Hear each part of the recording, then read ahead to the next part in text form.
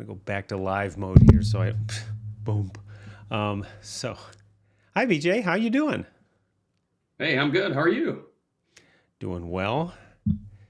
Just recovering from a day of track work yesterday. Not running track work, but driving track work, and Oh, was a fun day.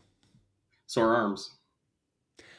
Cramped hands. I finally had to stop because my hands were cramping and my leg was cramping from the hammering on the accelerator and brake. And I'm like, oh, I gotta work. I gotta find a workout for this. So It's more driving. More yeah, driving is the word. well, at speed, yeah. I had a really top-notch driver who, has coached a lot of NASCAR guys and everybody else, ride with me yesterday. And, he's sitting next to me, grabbing the wheel and going, "No, you need to turn a little more." You're. He was great. Really helped Come out a on, lot. chicken. Use Yeah, the steering wheel. Yeah. yeah. It's like, yeah. Well, my heel-toe downshifting needs a lot of work. But anyway, how about you? What's going on? I'm good. Played yesterday, so I'm plenty sore and plenty tired still. Um, it, it's good. You know, just looking forward to the fall season. It's right around the corner. I'm Yeah. not coaching club this year, so for me, all of my thoughts are going toward the fall and what our kids are doing to get ready for fall. So that's what's on my plate right now. Yeah, my guys come back from Christmas break, and we're going to be, we tryouts are in a month, so or less than a month, so it's going to be lots of fun. Good. Well, let's get TV Jen in here. shows. Yeah. Hello. Hi there. Hey, so Hello. this Hey. is Jen Schutte. She is like the rest of us, a quote unquote amateur coach that has a specialty in another area. So before we get into the coaching bit, tell us a little bit about what you do in quote unquote real life so that we can get a gauge from where you're coming from. Okay. So, in real life, I'm in Cincinnati, Ohio, and I work for Procter and Gamble in my day job. My background is chemical engineering, and I did research and development there my first 16 years, and I spent most of that time just developing new products, innovating on our existing products. Have a lot of patents and stuff from that work. And then about 8 years ago, moved over to data science, and so now I'm working on like optimizing supply chain of all of our online media buying. Um, Nothing to do with volleyball. And But as I joined P&G 23 years ago, there was somebody who wanted somebody to play on their team in the new hire league. I was like, well, I don't know much about volleyball, but I can fill a spot on a court if that's helpful. And so that's kind of how I, got into playing. I had been on the team in high school, but it was PE teacher babysitting us after school. So we didn't actually learn how to play really. And so that was kind of when I started learning how to play. And then somebody else that I worked with was coaching her daughter's team at the school. And all the schools in Cincinnati have volleyball starting from grade 3. And it's all just volunteer coaches, usually parents. And I was like, well, I don't know much, but I can chase a ball and hand it back if that's helpful. So I did that for a year. And then the following year, they said, hey, we need a coach for the third grade team. And I said, oh, I don't know enough to coach volleyball. And they said, you know more than the third graders. You're qualified. So that's how I got started into the coaching from my regular job. Um, and so have been coaching now. This is my 21st year of coaching volleyball, doing primarily like the third grade, fourth grade, so nines and tens. But I've coached up through 15s. Like in the schools, we would start with them in third grade and then have them till they go to high school. But I also coach club where in club, we only have them 1 year and then they move on to another coach. So I've kind of had both of those experiences as well. But over the 21 years, I've, figured out a lot of ways to do it well and ways to not do it well. And just, a lot of trial and error. Since I didn't really grow up playing volleyball, I don't have a lot of drills that I already know, and like ways of teaching that I already know. It's been more of like making it up as I go. And so, saying like, hey, we need a drill to do this. What could we do that makes it fun? And then, figuring out, how do we do that? So I always say it's really about putting the fun in fundamentals, because, for these little ones, if they're not having fun, they're not going to want to stay with it. And the more fun they're having, the more they're trying, the more they're engaged, the faster they learn. So, it's when you have a group of kids, the more that you can accelerate their learning as beginners, just the further you're going to be able to take that team in the course of the season. So that's kind of how I got started and where I am. Yeah, there are about 6 different pathways we could take there for sure. Um, I think the first thing that occurs to me is you're similar, likely similar to both Steve and me, and to most or many um, men that are my age or maybe a little older, a little younger. You've probably really not had a volleyball coach. Right, right. Yep. Yeah. Yeah. Yeah. That's Steve, you never have either. Hmm? No, no. The closest I got, I played some men's club ball in my late 20s where we had one of the captains who ran the league, would have us come in and we'd do a little bit of tipping practice and stuff like that. But generally speaking, no, just play. Yeah. Yeah, that's a for me that's a common question that I ask people. Have you ever been coached? And it's to me it's interesting to see the difference between players that have and have not uh, been coached. And I don't know if you see that difference because of where you're working and who you're working with, because obviously all your third graders now are going to have a coach. Um, uh, it, do you feel the difference? Like, do you know where I'm going here? I'm just trying to Yeah. poke into what's it like to never have been coached and then have to coach the sport. Yeah. I mean, in the beginning, it's daunting, because I feel like everybody knows more than I do, and everybody did know more than I do.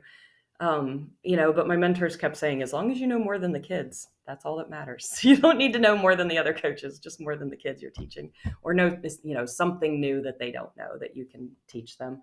I also think there's advantages to it, though, because I've come up with just so many different creative approaches and new drills, ways of doing things that they pair me up with a lot of newer assistant coaches. So if we have like older high schoolers, or early college age girls that want to get into coaching, they'll put them with me as my assistant to get them trained. And they see a lot of these drills that I do that they've never done because they were classically trained, and their reaction is always like, this makes so much sense, I love this is so fun, this is but coming to the sport without, I didn't have a whole toolkit of tools to pull from or drills to pull from. So just out of necessity had to make up a lot of stuff. And and I think that piece of it has been a benefit. But it's hard too, because then I there's a lot I don't know. But I think as long as you acknowledge, like, that you don't know everything, and continue seeking it out. Like, I go to the AVCA conventions every year because it's such a great source of just learning, the on the court classes from other coaches like you guys. There's so much out there that we can learn from, that, if you go and find it, you can continue to learn. But it's never going to be the same, though, as if I had played.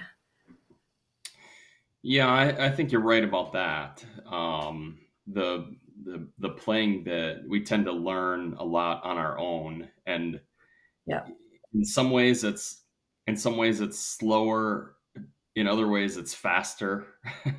You know, you rarely make the same mistakes repeatedly because you figure out pretty quickly that whatever you're doing wasn't working. Yeah. So I love that part of it. Yes. Um, Look, before we dig too far into youth, what were your impressions of? 'Cause I don't think I'm not certain that our listenership is big on ABCA conventions. So just understanding what that convention is and what's available to them. Give us some of your thoughts maybe on just ABCA in general, and then what you thought about this year's convention. Yeah. Um, it's really, it is one of what I've found is the best learning resources for me, either to learn new drills or concepts, or I feel like even just, all the things that I missed out on by not playing. There are classroom sessions where you're listening to a speaker with a PowerPoint, and they're either talking about like how to run tier training and what does a practice plan look like? How do put together a great practice plan, things like that, that can be done more on PowerPoint. But then there's also the on-court demonstrations where it's, if you're going to teach setting, here are the cues, here are the things you're looking for, here's what goes wrong, here's where the hands should be. Things like that, it's a wide variety of things that you can learn. There are multiple sessions going on every hour. So, you look at it and pick whichever one is most relevant to you, most interesting. But it's so much just information that it's a great wealth of knowledge. And then in between times, there's also some downtime to talk to other coaches. Like I go every year. I go by myself. I pay my own way because I just get so much out of it that like I just pay for it myself. Um, because it's just so valuable to me, and it's so much fun because every year I come home with new friends, then new coaches that I can tap into. Volleyball is such a small community that there's some really big name coaches there, and whether it's at the college level or even the Olympic level, the national team coaches that are just so accessible, and you can just sit down and have a conversation with them. And and I've just met so many people there that I can just text them and say like, hey, how do I deal with this? Here's the issue that I'm having, or I've got this kid, how do I deal with this? How do I fix this thing that they're doing that I can't, they keep doing it wrong. It's just such a great way to find other coaches to tap into, and just all those classes that they have are just fabulous. Yeah, this year for me too, I did not pay for the clinic. I went to the Final Four matches, so I just hung around Thursday through Sunday.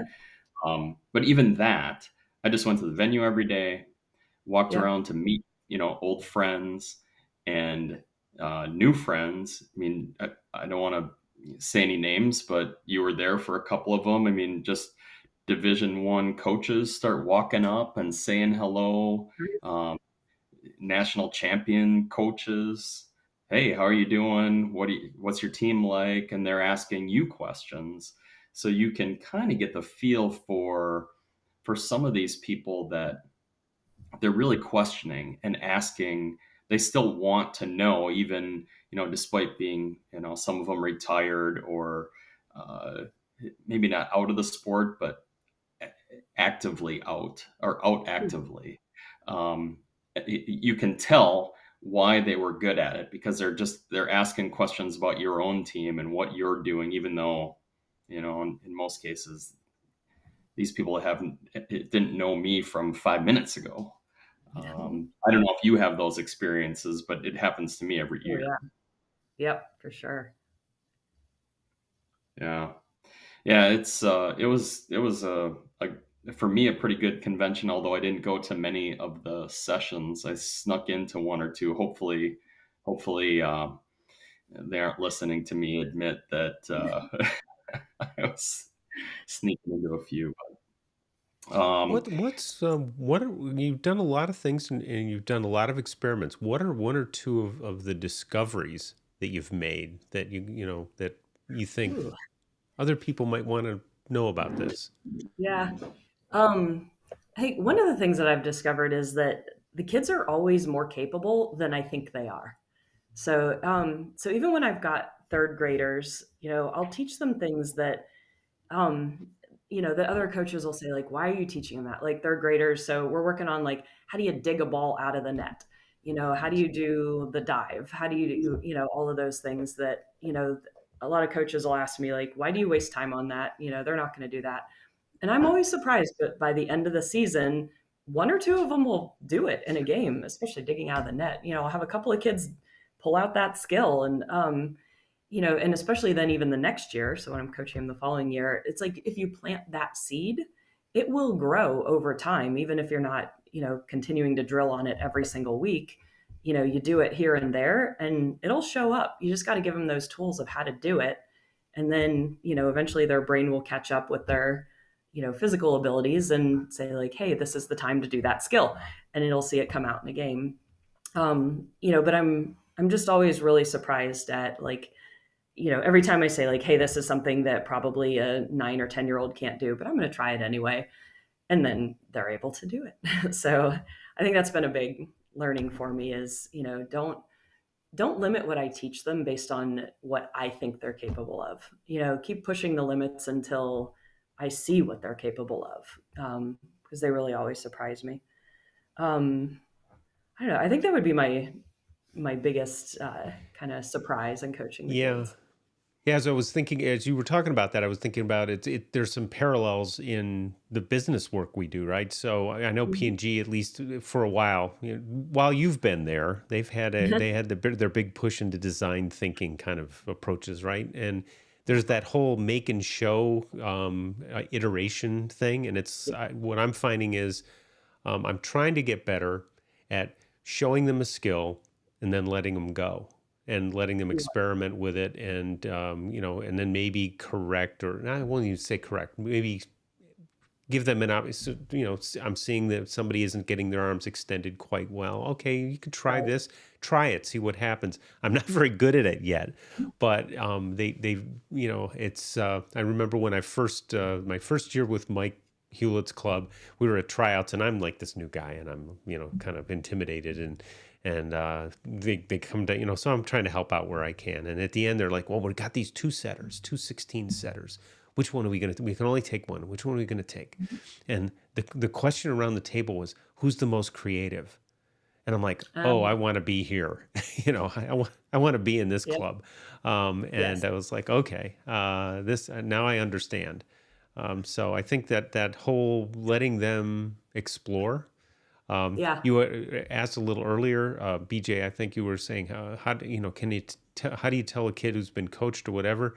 I'm watching a match this year with our girls playing, and I was coaching our JV team, and I watched this setter every single set off her right foot. Taking off her right, pushing off her right foot, but not left right on the floor. Pivoting as she goes off her right foot on every set, no matter what it needed. And I'm like, okay, that's a club kid.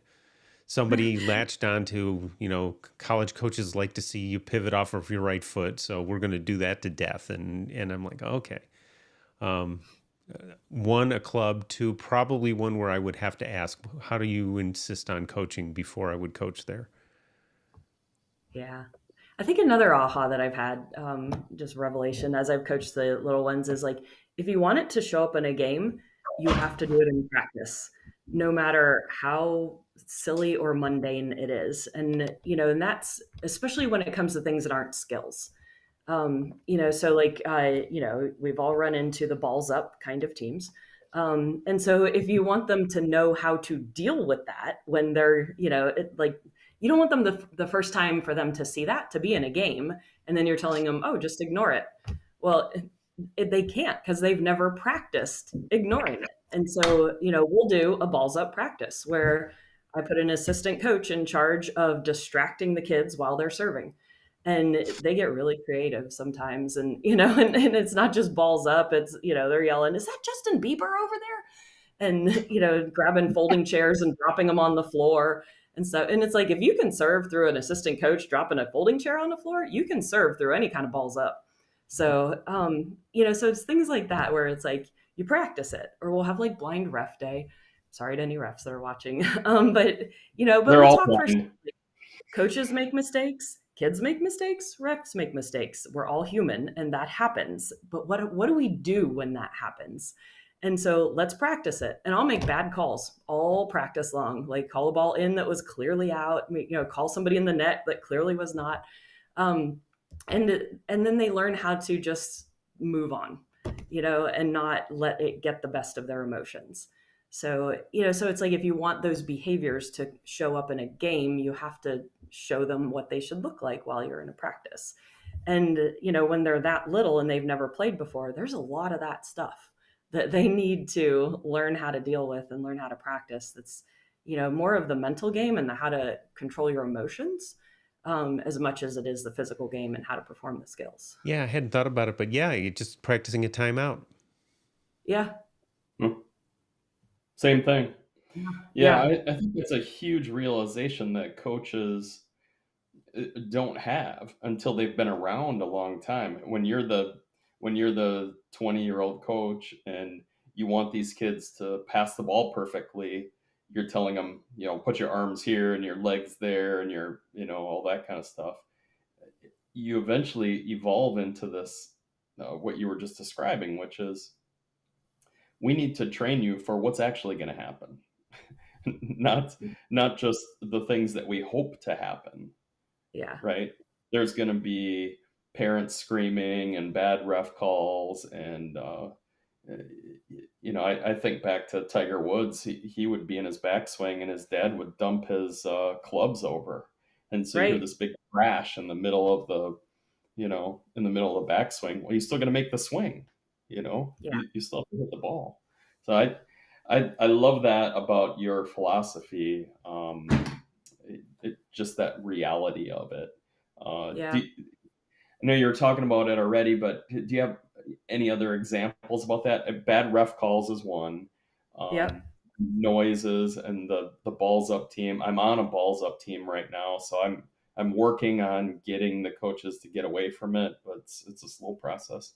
But Yeah. what other types of things are you looking at that can happen to them potentially? Yeah. Another one is just letting go of your mistakes is another really good one because they'll get so flustered after a couple of mistakes.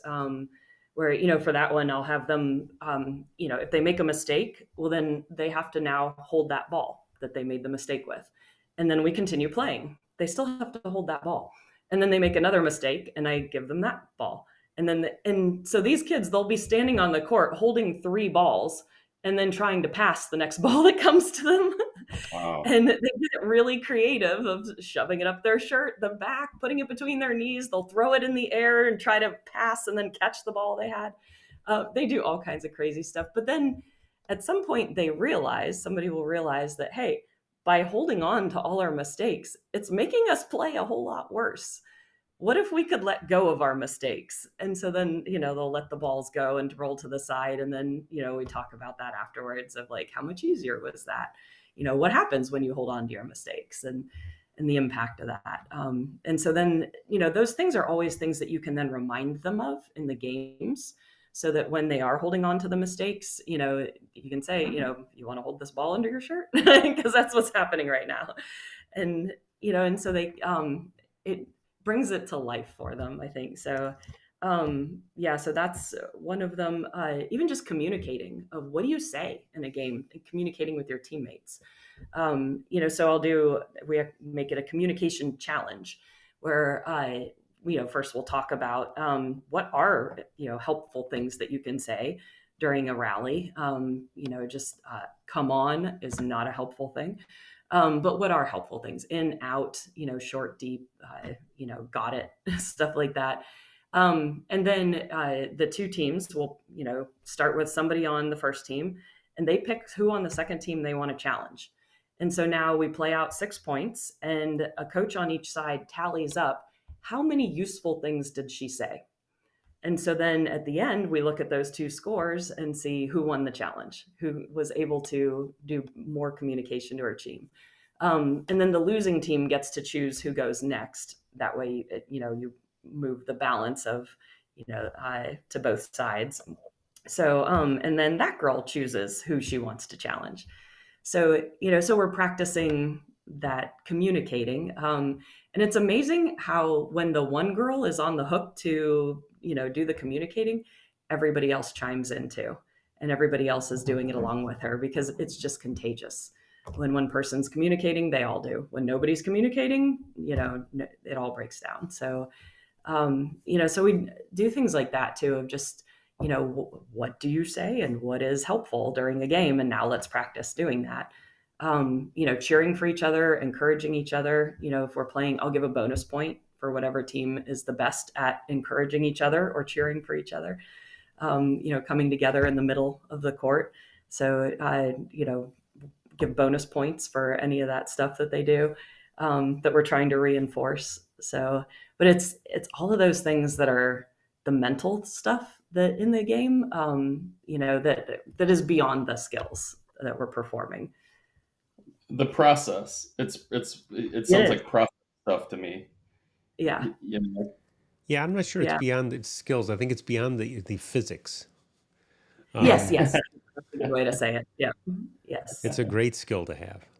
Yeah. You engineers, you're always bringing everything back to physics. Yeah. You call me an engineer, my chemistry professors will laugh. Yeah. I think probably one of the better analogies or better skills that we just heard about from you is holding on to those volleyballs as mistakes. Yeah. That's something I've never heard of before. I don't know that we've had a bigger revelation than that, Steve, in our 46 episodes. Just a way of showing a player what it is that that they're dealing with. I think a session with Jen and Jim would be a lot of fun on communication, because you both have explored areas of communication. Like my guys now, it's taken a while, but we have the pre-point discussion on serve receive. We don't spend time on balls up because you work the time out. You go, by the time you call balls up, the point's over. So and responded. So it's like, okay, well, that's not that useful. So I agree. I mean, that's one among others. I think the nice thing that I'm getting from today is, there are these little practice things that you can add in, even at the high school level, or at any level, really.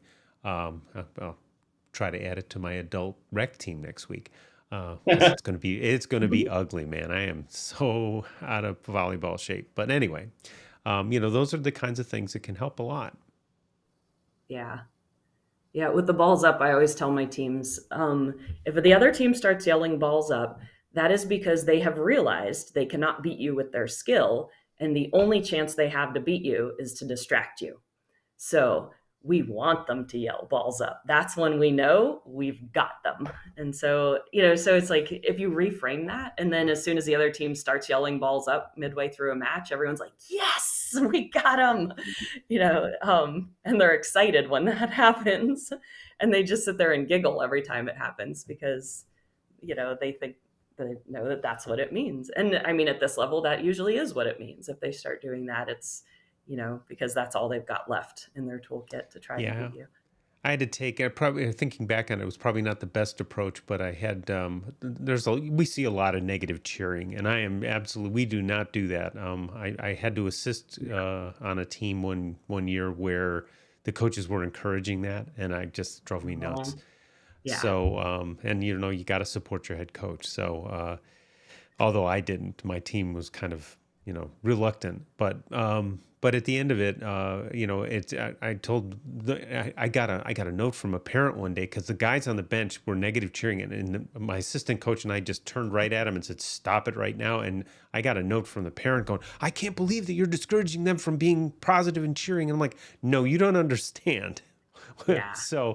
But the interesting thing was then they saw another team do a positive cheer that they just dove on, and literally dove on, because now it was like anytime we make an ace, the entire bench dives onto their bellies and slides, with up, down and up real quick so the refs don't get upset. But and I'm like, cool, that's a much better way to play the Yeah. game and celebrate what you're doing as opposed to denigrating the other team, which is just not a good Yes. practice. Yeah. And the little ones, they're going to emulate what they see, on other teams, other kids and stuff. And so, if they start emulating that kind of behavior, they need an alternative. And so, I'll come to them and say, "Hey, instead of that, try this cheer. This one's even cooler." And then, give them another cheer that they can do, or, just an alternative behavior, whatever it is. So they've got something to replace it with. So for the first half hour here, we dove into philosophy, which I'm really glad for because that's where I start with teams. Um, I want to make sure they know where I'm coming from and what we're doing, mentally. Let's get Hmm. into some of the nuts and bolts of you get this you get this group of third and fourth graders, and I've been here too, but I'm interested in hearing what you say first. Hmm. Get this group of kids, they've never done anything in Yeah. volleyball. And mom and dad signed them up because, well, they didn't like basketball and they didn't like soccer. So we're going to see if volleyball is any good. What are your first couple of activities? I don't even want to call them drills. That's how bad I am with drills. But Yeah. what are your first activities that you do with those kids? Yeah. I mean, so the first thing is even just showing them how to form a platform. And, one of the things that I always stress with the little kids is, when we start out, it's like, well, there's two ways to hold your hands. There's, the like, you can see it like that, or Yeah. where am I? Like that, not this though. And so, and then we'll talk about like in volleyball, there are multiple ways to do things right, but there are also ways to do things wrong. And as you are coached through the years, different coaches will tell you to do things different ways. That doesn't mean one is right and one is wrong. Because I think that's an important thing the kids need to hear up front. Especially like if I'm coaching them in club and somebody else is coaching them on the team, they may have, be given different instruction. And the kids, when they're that little and they get conflicting instruction, it's really confusing to them. And that's one of the things that can make them kind of check out mentally if they're feeling like they're kind of torn between those things.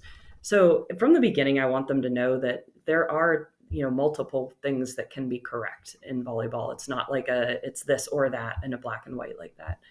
But we'll talk about the platform and, about being balanced and stuff. And so, I'll tell them, okay, stand there with your feet together. And then I push them over and say, okay, were you balanced?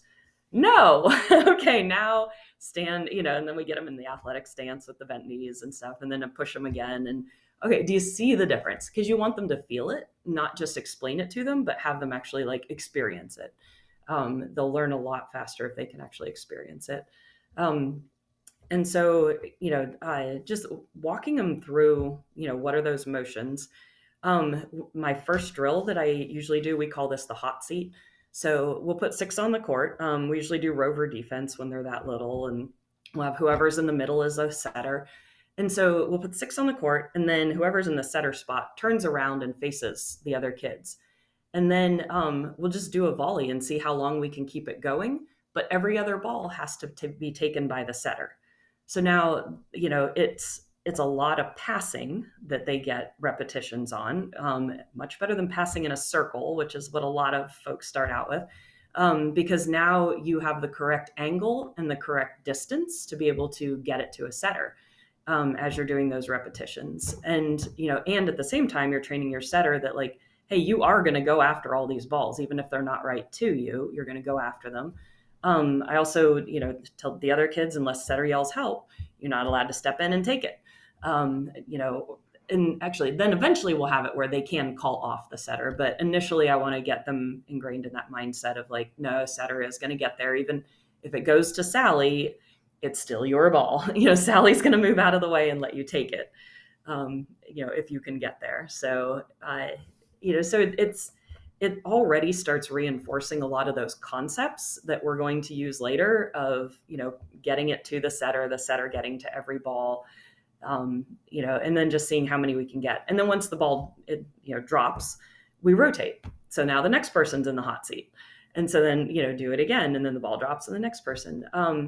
And then I do raffle tickets at all of my practices because with little ones, everything should be game like. When you think of what do they do in their free time, it's all these games and challenges and competition kind of things. So so I raffle tickets at all of my practices, and if they can get at least 10 in a row, then the whole team gets raffle tickets.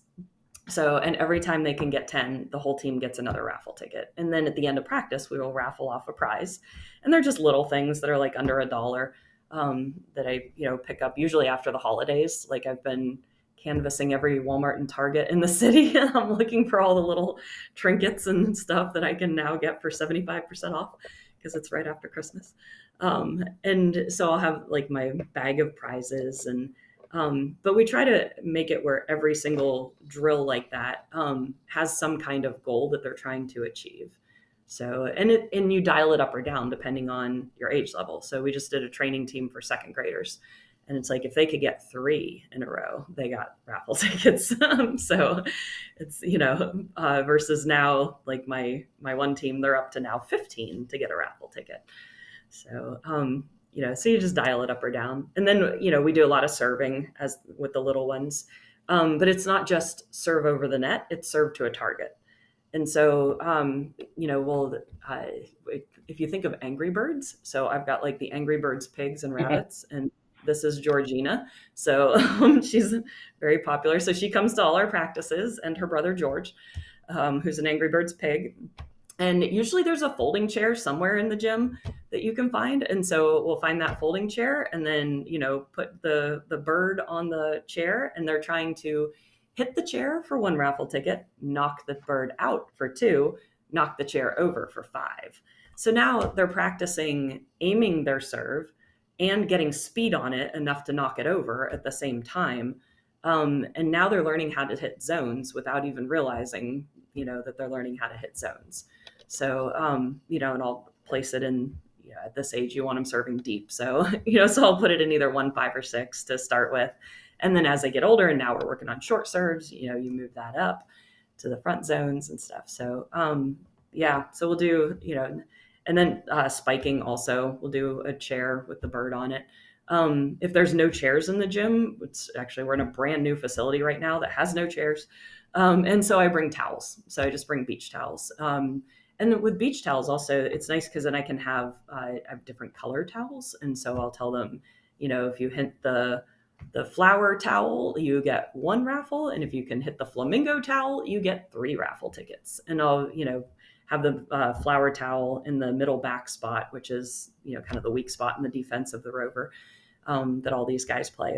And so it's like I don't know, it's like you're always giving them some kind of goal or target to hit to. And when they have that, they get hyper focused, because a 9-year-old has the attention span of a gnat, unless they are hyper focused, in which case they can go in a half hour and I'll be like, okay, round up the balls. And they're like, no, wait, one more. And they're just, they don't stop. It's like, that is my biggest problem in practice, is getting them to stop doing a drill. Because they just want to get 1 more raffle ticket.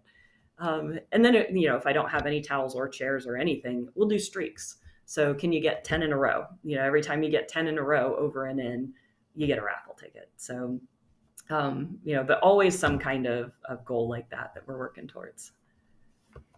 They have to have the shiny thing at that age. It feels like there's got to be that shiny thing. Hey, look at hey kids, look at the shiny thing. That's how they're attracted at that age. As they get older, obviously, it becomes different. But that it feels like an important difference at a young age to have goals like that. Yeah. And it just makes it more game-like, because if you think about the games they play, and they play the video games where they're trying to level up, where they're trying to get some little token thing, like a little new dress for their avatar or a hat for their avatar, little things like that. It's like it's always trying to get those little accomplishments. And so I just try to understand what is their world like, what are the things that are fun for them. And then how do I translate that into a volleyball game? with the having some kind of goal like that they're trying to achieve, and then having the little rewards and stuff, and then the little trinkets. I just to illustrate, I brought some of the things that I got. This is like little pop socket with the gumballs. This was at Oh, Target in the $1 bin. They've got the $1 bin when you walk in. They are now half off for the Christmas stuff. Little ducks with the Christmas hat. We got like bath bombs. There's like a little traveling. This one was $1.50. That was more expensive. So the traveling, yeah. it's a markers and a coloring book and stuff. And I've got like foot scrub, and then they even had these like little stuffed animals for like 88 cents. And so I've got this was all stuff that I picked up for under $1 at Walmart and Target. And then you can get just raffle tickets like this. These were from Amazon. They Um, were like $7 for off of Amazon. And then the biggest one, if you really want to motivate young children, Here we if you go. can get Squishmallows are the thing right now. So if you go to Five Below, these are $5.95. And so we'll save up all our raffle tickets over a month. And then at the end of the month, we'll do one raffle ticket because those are like almost $6. That's a lot more expensive. Can't do that every practice. But Yeah. but they're all about getting those squishmallows. And every practice, it's like, are we doing the raffle for the squishmallow yet? And it's just the most exciting thing for them. So, but it just really helps them to stay engaged, excited, keep trying for those goals. I mean, they get really good at placing their serves, when they're only 10 years old because they try so hard and make the effort to try and get those raffle tickets. What type of equipment changes are you making? I just my dog just came up here, so it Oh, reminded me. And I have a couple of volleyballs laying over here on the yep. moving me around. I have the various volleyballs, like the beach ball and the first touch, which I think those are out of production now, but Mm. by Molten doesn't make them anymore, but you can still find them.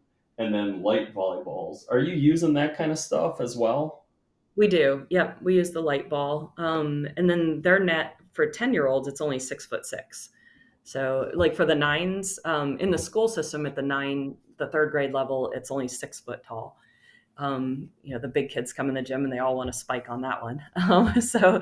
And then it goes up to 6'6", and then 7 foot. And then it doesn't go to full women's height until they get to be 13s. So, Right. and then their serving line is, they have a step in line into the court. So, so the game really is brought down to their level. Yeah, I think that's for me. That's one of the bigger things. And just to build on your idea of first drills, one of the very first things that we do is have them hit. Like, here's a Mm, ball. Pick yeah. we. I've got a bin of when I work with my rec kids. I'll have three different ball carts. A ball cart of the beach balls, a ball cart of the lights, and a ball cart of the moltens, and say, Yeah. all right, pick the ball that you like, and go ahead and pick one up and go and hit it over. Just Yep. toss the ball, jump, and whack the thing, and see what happens. And then we quickly get into, well, if somebody's hitting it over, there should be somebody on the other side that's receiving. Yeah. So we Yes. play a lot of, like, I'll have 10, 12 kids on a court, all paired up and all hitting back and forth at each other, where one girl tosses the ball, hits it, the other player bumps and sets and catches it.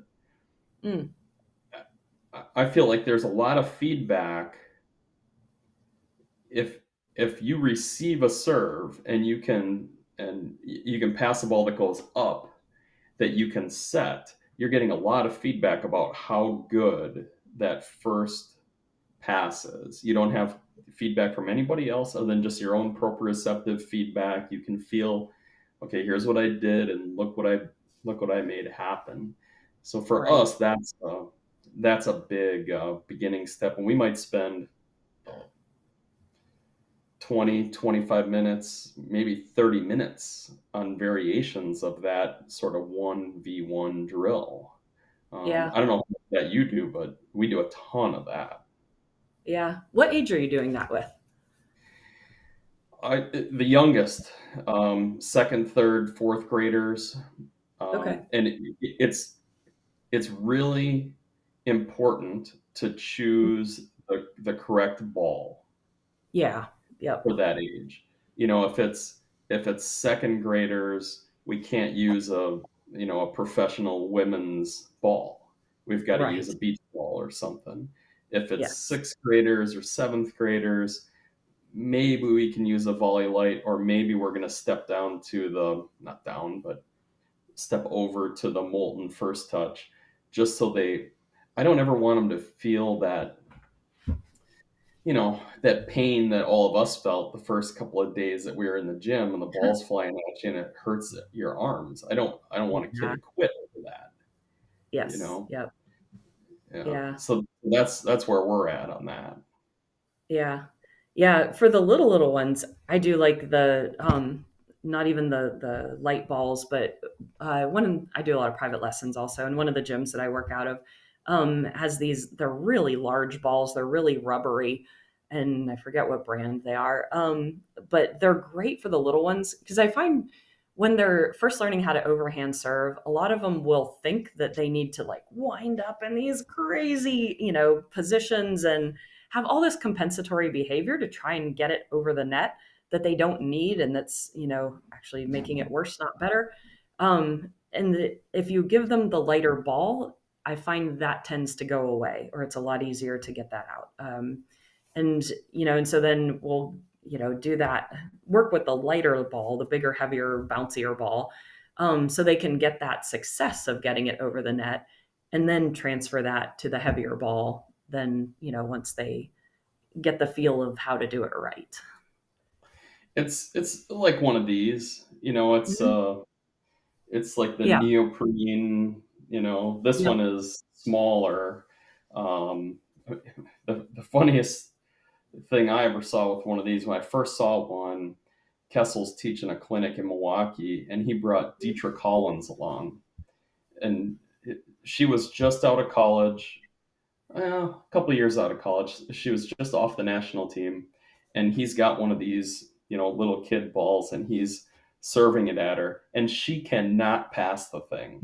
And he's a Funny. world ranked player at this point, and she just can't pass it because it is, it's different for her. It's bouncy, it Right. feels nice, it doesn't hurt your arms, and little Yep. kids, I think, really appreciate the way that feels. Deetra didn't like it at all. That was driving her crazy because she couldn't get it to go where she wanted. But Oh, that's I, funny. I think you're right. I think that just that comfort.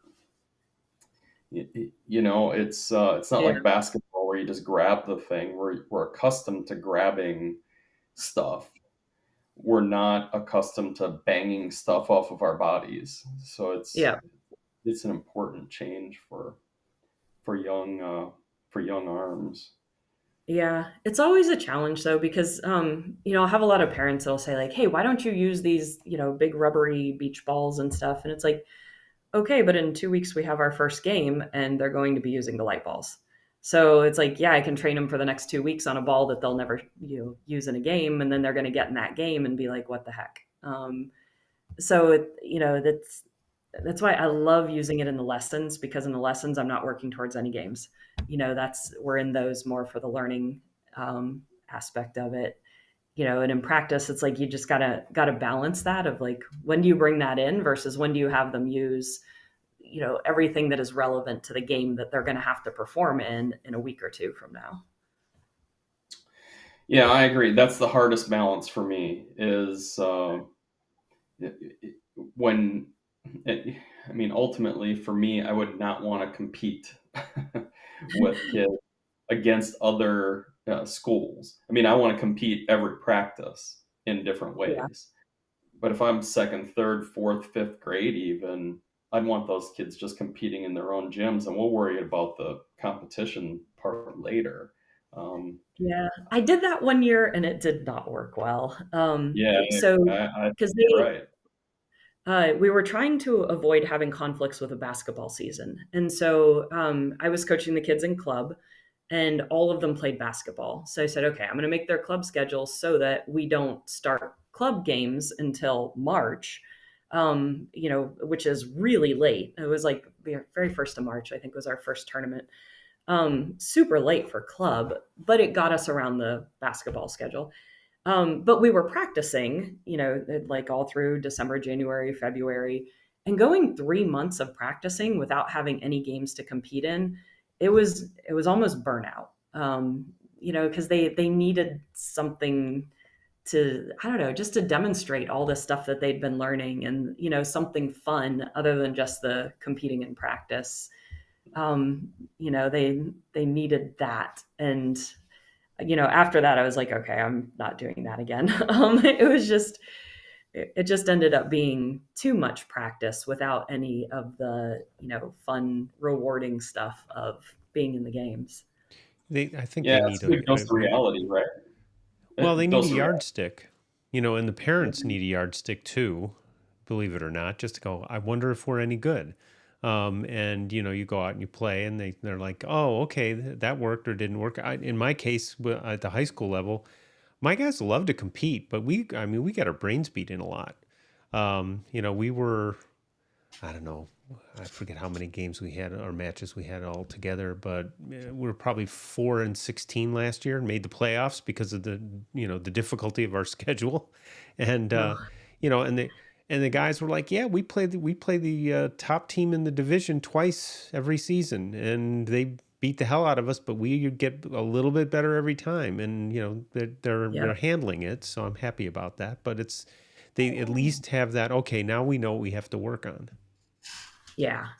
Yeah, and that's such a big thing as a coach is just, every time I see them play in the tournament, I'm like, okay, I'm sitting there jotting down like, all right, we're going to work on this in practice and this and this and this. And I've got a laundry list of, what we need to work on next. So like right now we've been practicing for a month and a half, and, I'm like, okay, I've taken them through all the things that I know they need to work on, but it's like, what is particular to this group that they need to work on that my other ones haven't? I don't know that until I get into that competition.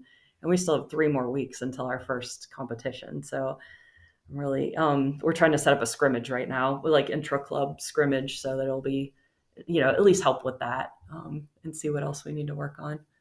Is that what So, Russ Rose is always writing on that notebook when he's sitting on that bench? All the stuff that they need to improve on? Oh, you got that?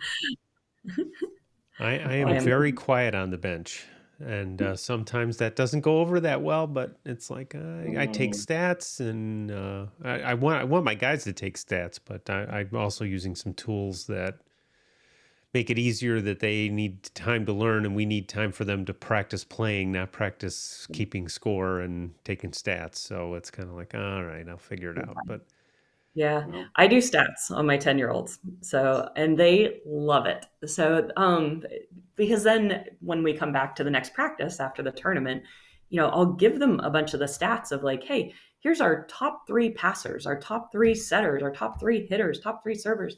And then, after that, start looking at, and here's our three most improved hitters and setters and everybody. And they love getting that feedback. With the younger kids, it's like feedback is everything.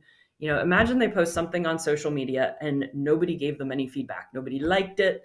Nobody gave a heart. Nobody, nothing. Like they'd go nuts. This is what, they crave that feedback. So, and it's always a challenge that you got to balance the positive and the negative feedback when you're coaching them. They need a lot of the positive, to go along with the corrective feedback. But yeah, but they loved the stats. And when we had our final tournament at regionals last year, and their biggest, thing that they were upset about coming out of regionals was, well, wait, when are you going to give us our stats? Because we don't have any more practices. So when do we get to hear our stats from today's tournament? Like yeah. they, because that was the end of the season. So, but it's really it's fun for them. It's something fun for them. And then it helps me too, because then I can, look at the trends and see, I use it mostly to say, all right, what do we need to work on in our next practice? And are there particular rotations that we need to work on more and stuff? With my older kids, I'll get a lot fancier and stuff. And I've done, like linear regression models and stuff on the, Of course you my did. kids. I am a data scientist, but Who doesn't? Yeah. Well, I find that I use it for blind spots. I'll come back and I'll Yeah, say, I will guarantee you, this is the one that happens the most. I'll come back and go, man, we didn't serve very well and I'll come back and look at my percentages and we'll be at 92. And I'm like, okay, maybe we could have served more aggressively, but we really didn't miss that many serves. I just focused on the ones we missed, and maybe there are critical times, but they're always at yeah, critical times. So it's kind of like, yeah. okay, give it up and be thankful for that and go on to what else do we need to do? Yes. Yeah. Yeah. I like it for keeping me honest, because I'll have preconceived notions of, where I'll think like, oh my gosh, this one kid is killing us, or, like, wow, this one is my rock star and stuff. And then, you do the stats and it's like, actually, this one is my rock star. And maybe I need to be having her in those games more and stuff. And, that one was not actually killing us. It was just my notion of it. And, because there's so many things about like how the kids react to their mistakes that will then, color your vision as a coach as to, how, I don't know, just how they're playing. And so it does, it keeps me honest. But then also, just helps me figure out like, where are we losing a lot of points, that we need to maybe work on those things a little bit more. I was thinking of finishing this off with a couple of things. If you're a brand new coach or you're a mom that just or dad Mhm. that just got drafted and you're trying to figure out some things, some little things, we've accumulated over the years. So the one phrase, and I dislike this one and I don't dislike this one because it's kind of true. As you're thinking about playing your players, and I had to do this year a Yeah. little bit, you can feature or hide a player at right front is Hmm. something that got said to me early on, and it kind of works. It's Yeah. and honestly, I'll tell a kid it's his right front. I said one of the things you're going to learn, even though you're less experienced, is you're going to learn how to hit everything because the sets you're going to see are probably not going to be the best sets, and you're going to have to find a way. And Yeah. they do. It's kind of fun to watch, but so that's one. What other little tidbits do you two have that you would share with a new coach just getting started? Yeah, I would say, just because something's convention doesn't mean it's the best way for your team. Look at what are the skills you have and what are the tendencies of the kids at that age, and then how do you work within that? So like for this is completely unconventional, but I always take my best hitter and make her my libero, and then I have my libero in the back row switch into the rover spot, so it's that middle up spot. And I do that because, like, at this age, the setters are not squaring to the antenna and back setting and side setting. They're setting wherever the ball comes from. Where does the ball come from? Usually the middle of the court, and almost it's usually coming from the back court and usually the middle of the back court. So if I have my best hitter in that spot in the middle of the back court, she's going to pass it to my setter. Setter's going to set it back to her because that's who she's facing. And then she's going to spike it over the net. So completely unconventional, but we win a lot of games with that strategy, because it plays to the tendencies of the kids at this age. It's like you're not going to get a 9 and 10-year-old to square up. It's like their back sets, they go maybe 2 feet in the air. So, nobody's spiking that. Usually, if they attempt to back set, somebody's diving on the ground to try and get it. So just knowing what their tendencies are, so like what you were saying about the right front. Well, at this age, most of the serves go straight. They're not placing them yet at this age, so they either go to zone 4 or zone 5. And so if you have your weaker players on the other side of the court, they're not going to be in that serve receive spot a lot. So it's kind of like just don't don't stick to the rules or the conventions, Yeah. just because that's what everybody else is doing. Yeah, that's a great point. And your point about in if I'm using a 6-person setup where I'm using a right front setter, you would say later on, oh, you want to feature that big hitter at outside hitter. I'm like, no, I want to feature him at middle right now because the ball's not going to get out there Yes, yet. It they will, don't but have the not yet. Yep, yep, yeah. They don't have the strength to push it out that far yet. So put your best hitter at the middle. Well, and just keeping it fun for them. I think it's fun for them to Yeah. be able to, if you can set a ball, and this is another one of Kessel's things, they start by hitting with his youngest players, they start with one balls rather than high balls because a setter can run to the ball and just make a tiny little set. And the passer can pass the ball and then see where the setter is going and know, oh, she's going to make this tiny little set, whether she's 15 feet off the net or 1 foot off the net. The hitter knows I got to get to wherever that setter is, and they learn pretty quickly. We used to think that that was such a specialized skill, but when you put it in those terms of young players, it's really not. It's easier. So I've used that theory, maybe not with one ball, but just with a kid, wherever you pass the ball, the setter's going to go there and they're going to set it straight up. So if you passed it, you have to get yourself in line to be able to hit a ball that's set straight up from that setter. And it seems unconventional, but I really don't think it is, because that's essentially what we're doing on the beach. Beach setters, the ball goes to the setter and the setter mostly sets it straight up. So I think we're just borrowing maybe from other sports when we do that, or other genres of our sport, right? Well, Steve, we're at our hour, so just to be respectful of that, maybe you wanna Yeah. wrap it up. Well, Jen, thanks very much. It's great to have you with us, and there's a lot here to kind of pick from. But the biggest thing for me is just that being open-minded and making it fun. If you can do those two things as a brand new volleyball coach or a seasoned volleyball coach, you're doing a better job.